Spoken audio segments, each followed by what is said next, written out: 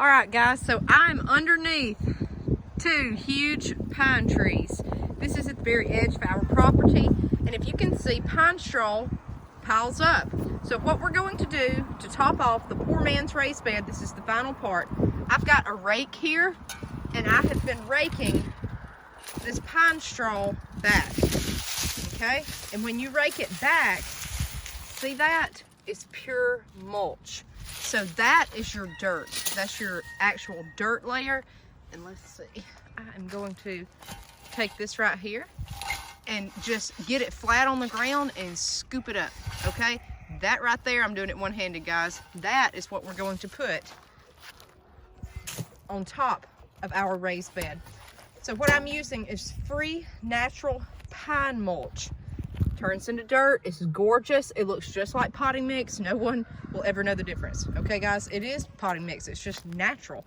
So I've been scraping around up under these pine trees. That's the filler, the pine straw, that and leaves. The mulch up under it from decades of pine straw broken down is what's on top of this bed. All right, y'all, it's done. Our poor man's raised bed. I've got one little patch over here that I need to fill with our mulch, okay? But it's beautiful. It's beautiful. The only reason it's not level is the chickens have been in here scratching. That's fine. So I'm gonna take the camera, zoom in, and let you see how the top looks. So there you go. You'll have a few twigs on top, a few things, but it's fine, guys. It all breaks down. And all summer, I'm going to add paper and compost to this. This is an active compost bed. This is what was up under the pine straw, okay? That's your mulch. If you start digging, you can see the pine needles. Just cover it back up, add a layer there. It's gorgeous. It's good stuff. It's dark. It's healthy. It's full of microorganisms. You can see over here is where I have one little strip left to cover. And then there's the rest. It's just beautiful soil. And this will actively compost while we're planting in it. It's ready to go. So I'm gonna step back and let you see. There you go. You can see it's holding on the sides. Everything looks good. Looks so good. Now, in my other poor man's raised bed that I did last year, I added leaves in the fall. I added back to it. It held, it did beautifully. Add all spring and summer. Anytime you've got scraps, come out here. What I've done is buried them.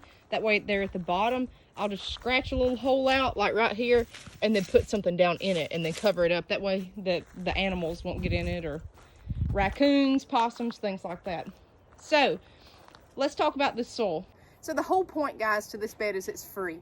That's why I called it poor man's raised bed. You can go out here and garden, whether you're rich, poor, or whatever, okay?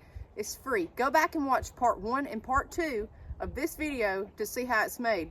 I've got mimosa stobs holding logs in place, just logs around the homestead. It's filled in with logs, vegetable scraps, chicken manure, leaves, pine needles, shredded paper, topped off with pine mulch. Beautiful, beautiful, beautiful. So it's great, and you can garden for free. So let me show you this. Someone had mentioned that the soil is not acidic. I said that this is probably going to be acidic with all this pine in it and these pine needles. So let me show you how to test and see if your soil's acidic or not. And I'm going to do it right here in front of you, okay? I've not tested it yet. What I've got is 2 little cups of water. Let me see if I can get it in the camera. Can you see me? You can see a little bit. I'll bring you closer. You need vinegar and baking soda.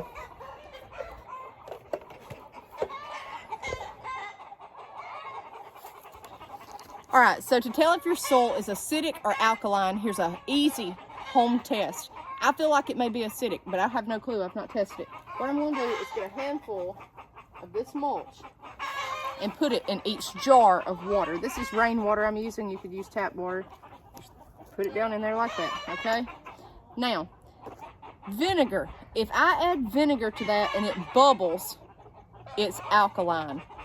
Baking soda. If I add baking soda to it and it bubbles, it's acidic. So let's try it out. I'd like to stir it up a little bit. I'm going to use a stick because, let's see here. Let's do that. And let's see if we're acidic or alkaline. Let's do the vinegar first. I've got plain white vinegar. If it bubbles, it's alkaline. Little bubbling, not much. Okay, let's try the baking soda.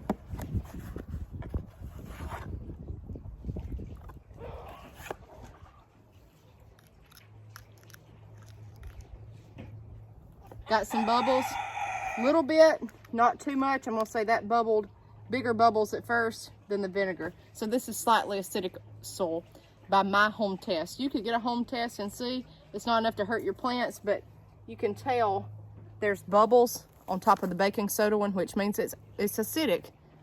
There's just a few, meaning it's alkaline. The soil is acidic, slightly acidic. It's not gonna hurt your plants, guys, at all, okay? I really don't think it is. Yeah, look at the bottom where I just dumped it out. That's the baking soda one. See the bubbles? Here's the vinegar, the drainage. It's just clear liquid. There's your baking soda one.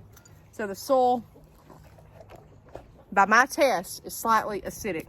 I grew green beans in this last year, or a bed just like it. I grew tomatoes, peppers. They seem to do better in that soil, so I figured that it was just all the nutrients, but I thought it might be slightly acidic, but it's nothing to hurt plants. I grew sunflowers, I grew all sorts of stuff in that bed. Pole beans, they all did fine. So it's not, with loads of pine straw, it's not enough to damage your bed, okay? It's not. Go use it. But it is a tad acidic. So if you've got something very particular that doesn't like acidic soil, it may not thrive as well, but it will grow. I grew squash, zucchini in the other bed. All of it did fine. Your basic garden vegetables. So doing this, just keep that in mind. I don't know of anything that just absolutely hates acidic soil, so you can be the judge of that, okay? But anyways, yeah, look at him. He's still got some bubbles. And this one's just a dud. So, and the people that said that, they may be using different pine trees or pine needles.